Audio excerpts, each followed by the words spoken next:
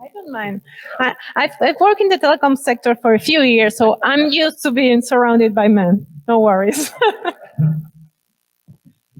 Okay, so you all presented a great deal of the status of in your countries and in some other countries, and how could this impact not only the telecom sector but also the economies in the region. So the name of our panel was mainly about the next discussion in the World Radio Conference. You briefly cover a bit about these discussions around item 1.2 and the decision that in CITEL you're working on a no change inter-American proposal to send to the World Radio Conference. So my question here it's mainly about how do you see that this inter-American proposal could go forward, and what support do you see from other countries in the Americas? And it's a joint question. What would be the challenges or the negative impact if, in the end, Region 1 identifies this part of the ban for IMT? So I don't know if someone wants to take the floor first. I guess Ida. Always me. Yeah. So yeah, I mean, right now, I mean, within the Americas, I mean, we've got our proposal. I think we've got the U.S. I think Dominican Republic and Costa Rica.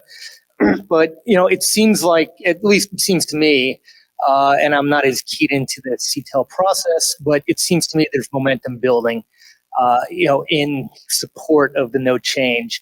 And as I explained when I spoke, there's a lot of reasons, but also going with no change now preserves flexibility too. So, for example, maybe if you did want to do something down the road, you don't have to lock yourself in now, and you can keep looking at what the options are. I mean, I certainly think the band is the best use of the band is for unlicensed across the full 1,200. So that's, I guess, part one. Part two, if Region 1 were to go the other way, I mean, look, we don't always align. Certainly, global harmonization helps a lot. But even if we were aligned on just the 500, there's some advantages. There's not the full advantage. And personally, I think we would be in a better position here in our region. Again, for all the reasons I spelled out earlier, I don't need to repeat. So, I'm just hopeful that, that as people keep looking at this, you're looking at the economics, looking at the opportunities. Because again, what do we do in spectrum management? It's about providing options and opportunities. And this provides a tremendous opportunity for growth, for spectrum efficiency. And I think people have started to understand that. So I'm just hope that momentum keeps building towards more of a global position here. Okay, thank you. Vinicius, would you like to comment on this? No. Abel? We're missing Abel.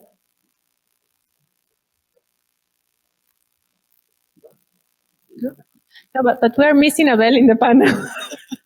I just realized, Abel, where are you? Come, you can sit here and I will stand here, no worries.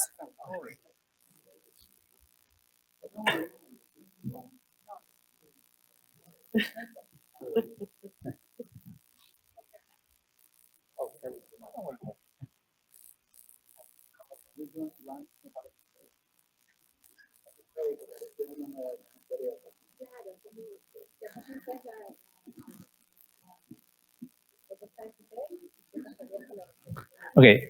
Of course, in the ministry, we have adopted right now the decision to allocate all the whole bands to Wi-Fi. And the most reasonable thing that we're going to do is to support the initiative of CITEL. I think that the economies of scale is the big challenge. If more industry, more countries are going to adopt this whole band for Wi-Fi, I think it would be better for us. We who we live in this spectrum world, we know that harmonizing and economies of scale is the best for us, the most efficient, lower costs, maximizing the implementation. You can achieve better opportunities for people to have access to devices that are affordable for them. So I think that the big challenge is that. Thank you. Would you like to also comment on this? On mainly at CS, yeah, at CS, you provide a global service. So any difference between regions, it also may affect the service provision. No, I think my comments in line with Ira said. Region 1 maybe had different scenario. I think it's important that Region 2 has agreed on this proposal, and I hope we have support from the main administrations for that. And I think it would be more critical from our point of view at this point in time. And again, I don't know, as probably being affected by the IMT most recently, I see it's clear every sector is hungry for spectrum, and we understand that. But I think right now there's enough spectrum for the other sectors, and we should preserve this band for the growth of Wi-Fi, which has great potential, and we see that. And again, makes sense for this conference. Really, no change. And as again, Yara said, maybe in the future, it's other developments. And,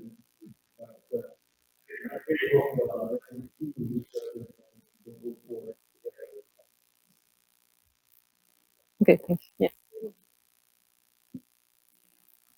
Yeah. I think that this item can have a great impact on Region 1, not for Region 2. But one doubt I would like to know, how will be the convivence between Wi-Fi 6 and IMT? The conditionals, if share the band or no. It's one of my curiosity to know how it's happened, the condition for this convivence. Okay, Kevin, would you like to comment on this? No. Okay. Okay, that's great. So the main idea is that, of course, everyone here advocates for no change decision, also for Region 2. But you're aware that in Region 1 there is somehow harmonization, and mainly this balanced approach, as Sebastian presented earlier, may hinder some benefits of Wi-Fi. So it wouldn't be too bad, but it wouldn't be too great either. Then on the effects of coordinations, we saw, Kevin, you mentioned about the US, and there is a lot of coordination between the US and Canada, and then you have the other border partner in Mexico. So how are you seeing the coordination within these three countries that also share a lot of commercial agreements? Well, absolutely. And I think it gets to a point that was made earlier, that the importance of having harmonization to drive economies of scale, right? And when you look at one of the main reasons that Wi-Fi has delivered the value it's been able to deliver over the past almost 25 years is the ability to scale immensely, right? So the fact that you have harmonization between Canada and the US, both from very much from a rules perspective, but also in things like, for example, with AFC, that's starting to allow you to build scale, right? So scale in terms of the number of devices you're shipping, because these are significant markets, that helps drive down cost. But then also, in a way, it almost drives harmonization of implementation. So let's use the example of AFC. You don't want to have, say, an AP vendor who's having to have 8 different implementations of interacting with a spectrum access database, depending on where those devices are going, right? So a lot of what the industry's been trying to do is drive harmonization and standardization, for example, around that piece with AFC, right? So, and we would hope, like what we saw with Canada and the US, is that if countries are going to go down the road of AFC, that they use what the industry has already adopted. So it makes it much easier, again, reduce implementation costs, allow scale across the globe. And I think that's just ultimately essential to really have a successful market and ultimately deliver the value that we've seen from Wi-Fi.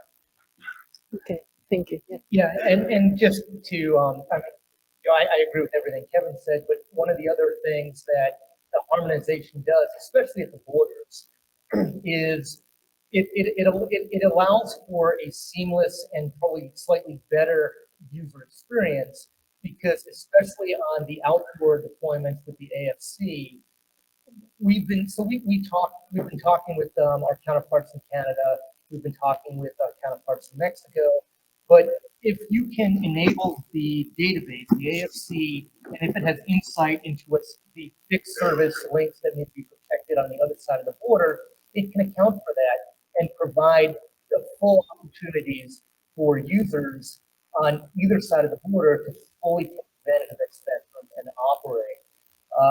If you don't have that harmonization and that seamless, a seamless experience at the border, it hinders quite a bit of the ability to use the spectrum. So for all the benefits Kevin mentioned, there's additional ones also. And then if you just kind of think about how that would permeate, especially we were talking about Region 1 a second ago, where you have a lot of countries with a lot of borders. I mean, in the U.S., we're pretty lucky. We only have 2 borders, but a lot of other countries, many borders. And as you harmonize this way, you don't have to worry about it. And then one of the worries that people have are, so in the U.S., our database is fully public. It's all those locations.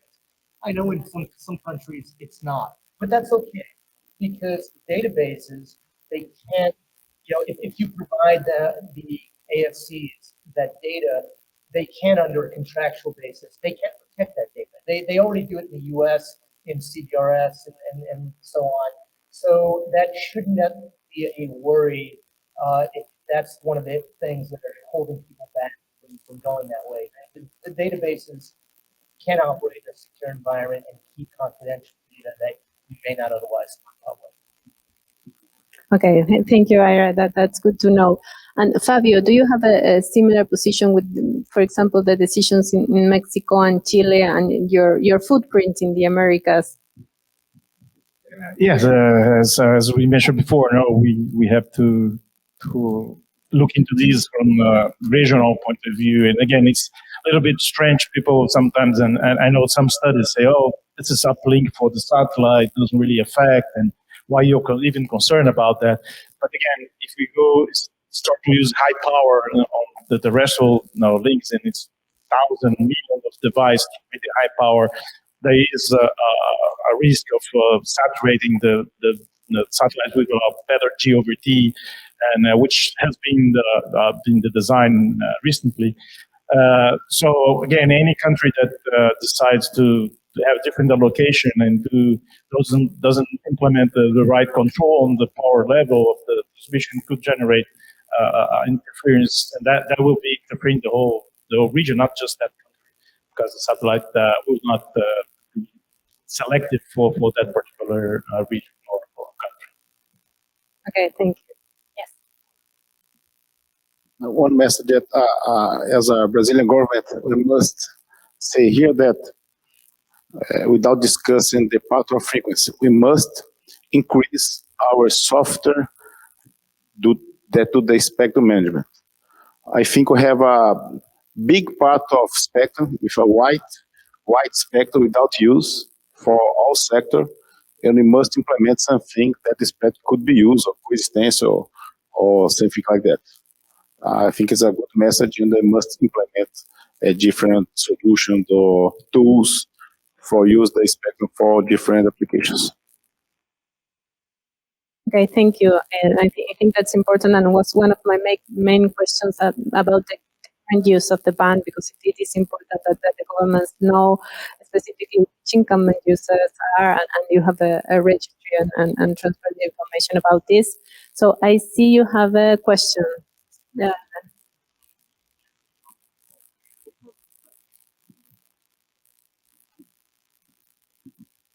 Hi, Dean Bubley.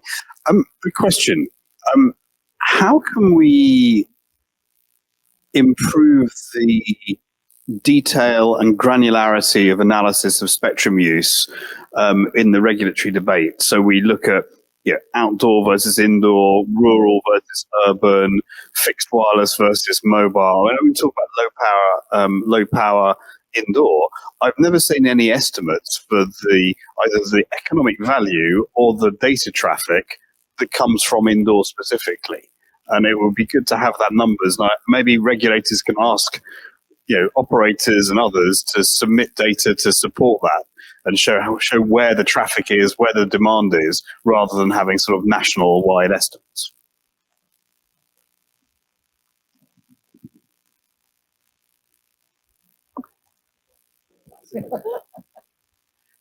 Well, I mean, I think part of your question is about like the data that the regulators are using, but just generally, when you look at the economic value of Wi-Fi, let's be honest, the vast majority of that is indoor connectivity. In fact, that's the key piece of the complementary nature of Wi-Fi and cellular, in that any strategy that is relying on an outside-in connectivity model is, particularly with improved building standards, is just not going to work, right? So, but just given that that $5 trillion value you see, that's mostly indoors. Like the lion's share of that is indoors. But in terms of, I would have to actually go back and look at the study to see if there's any type of breakdown there. But it's.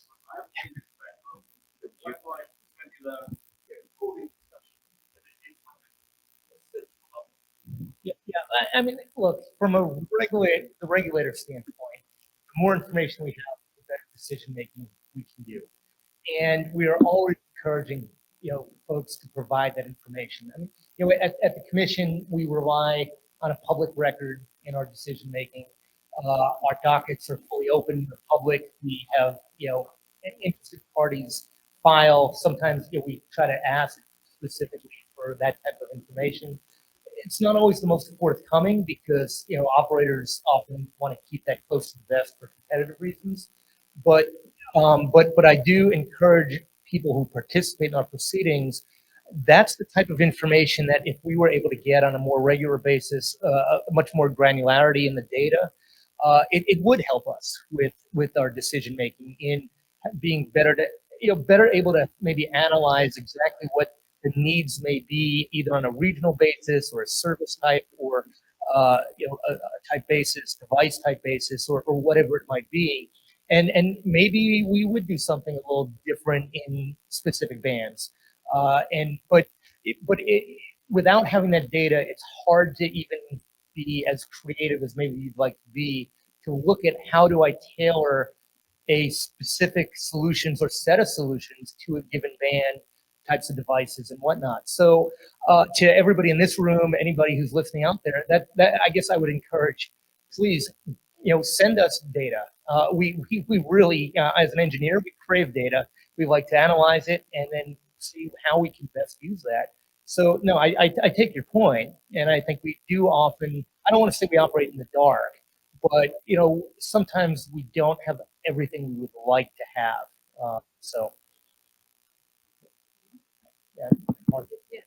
Yeah, just to mention to Dean, sorry to take here the floor.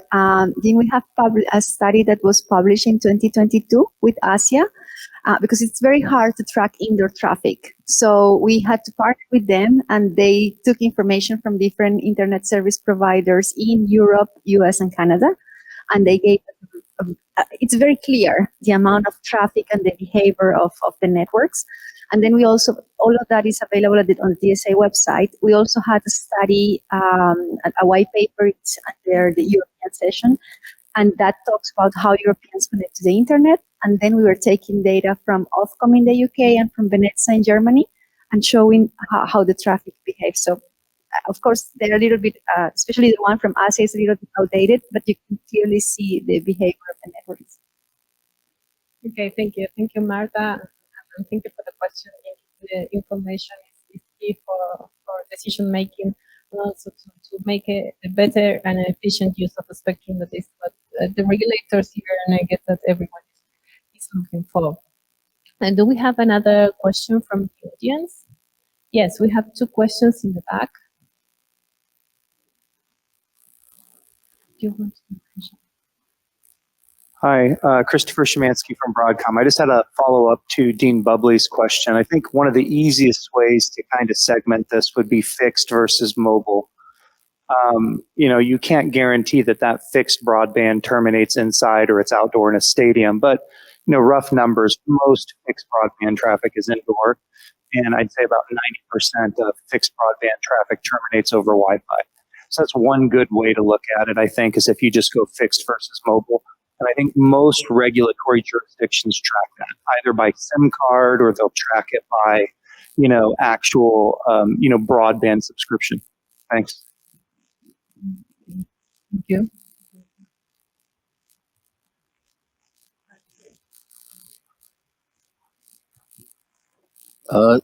Thank you for the presentations. My name is Kababo from Communications Authority. Okay. My question is to SES, Fabio. Probably if you could give us more information on the migration that was done in C-band. So did you receive any incentive payments, relocation costs from the regulator, similar to what happened in the US?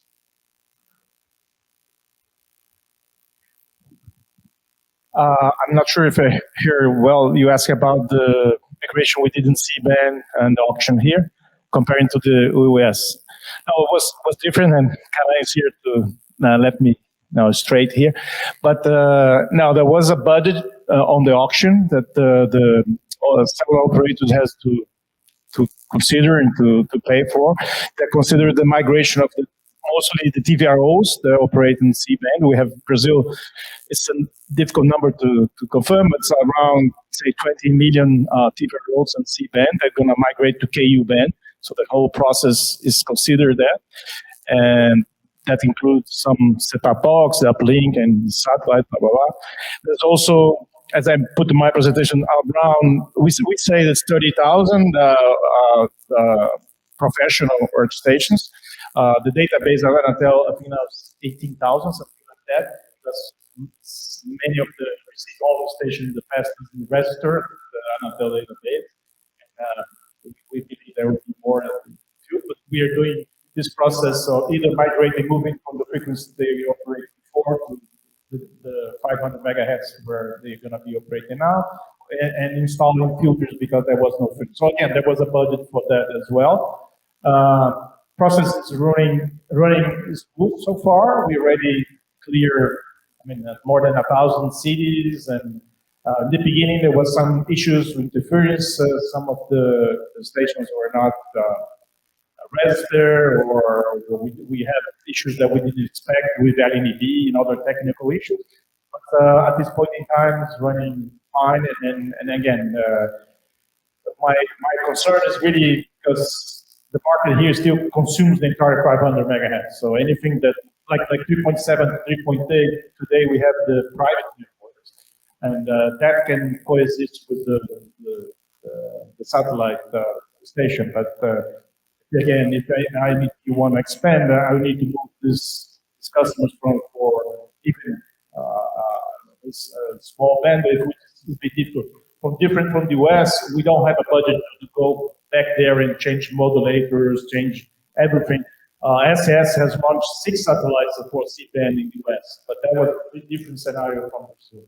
Here we're not getting any budget to invest in new satellite capacity. So we're trying to minimum the impact from the rest of the network. I don't know if that means anything. Yeah. My next question is the process to 3.5 gigahertz for the network operator to use for 5G. It was amazing because I must say the history of the whole process is specified, because we have only 3 blocks of 100 megahertz, and we're trying to allow 1 block for regional operators. But they said, no, if you decide to you block for regional operators, you create a great problem interference with satellite service. But when you get the database, get about information that the regulatory has in our database shows that only 3,000 systems could be interfered in whole Brazil. We must take the decision. Why I can't put how can I say, a very important block, 800 megahertz in Brazil, because of 3,000 fixed points that could be interfered. Let's try to do the question. Let's go to the public procedure. Let's start a new process to register the base stations. The number increased for 20,000. Now it's 30,000. But for whole country, so it's easier. We allow the auction, allow the people to buy this part of spectrum, and we clean and install low noise filters, and that now we have a subsidy process between almost 1,000 municipalities without it. So we can use 8 megahertz more. Use this aggressive technical or you must believe information that the engineers help computers and we can allow the coexistence between technologies. Would you like to also comment something?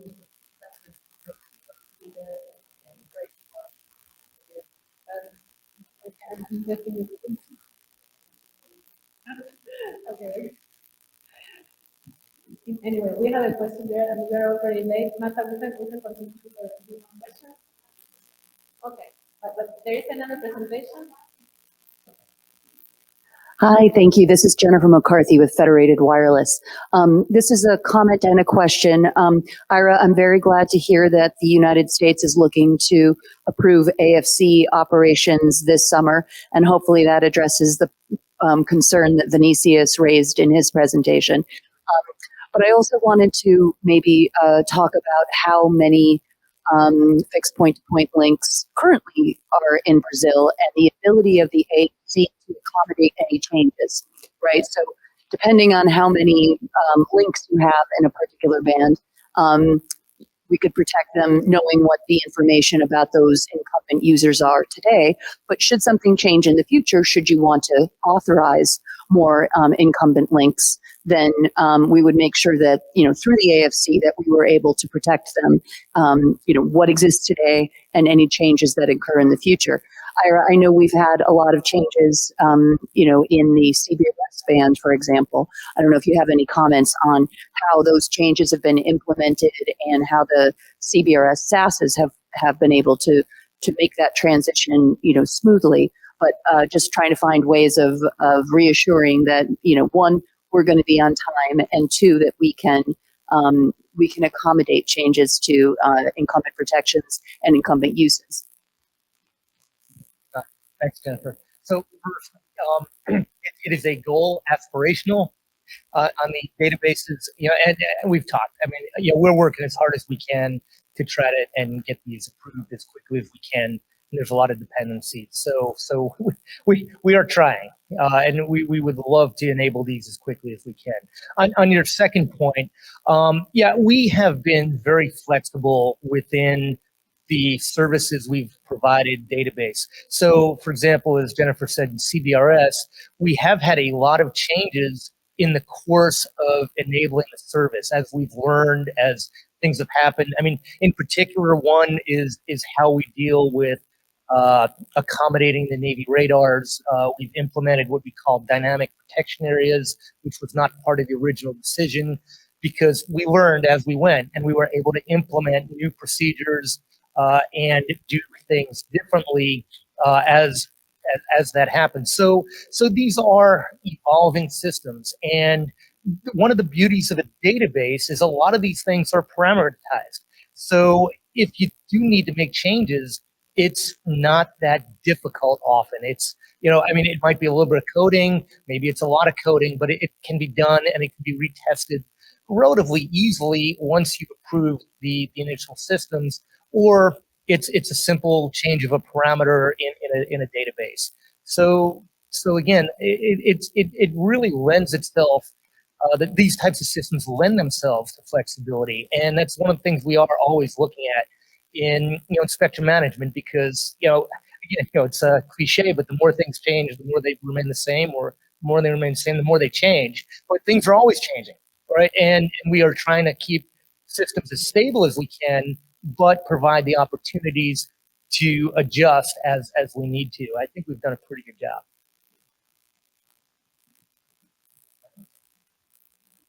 Okay, thank you. I guess we need to close now to allow one presentation before lunch. Thank you very much for all the presentations. I think you were super clear about the objectives, the need of transparency and the flexibility, and the economic impact this may have in several countries. So we're hoping for global harmonization and to achieve those economies of scale that are so important, especially in our countries, maybe not yours, but in our countries where we have very low income people, and we need this to be as cheap and as affordable as possible. So thank you very much, and thank you for your interesting questions. And that's it on my side.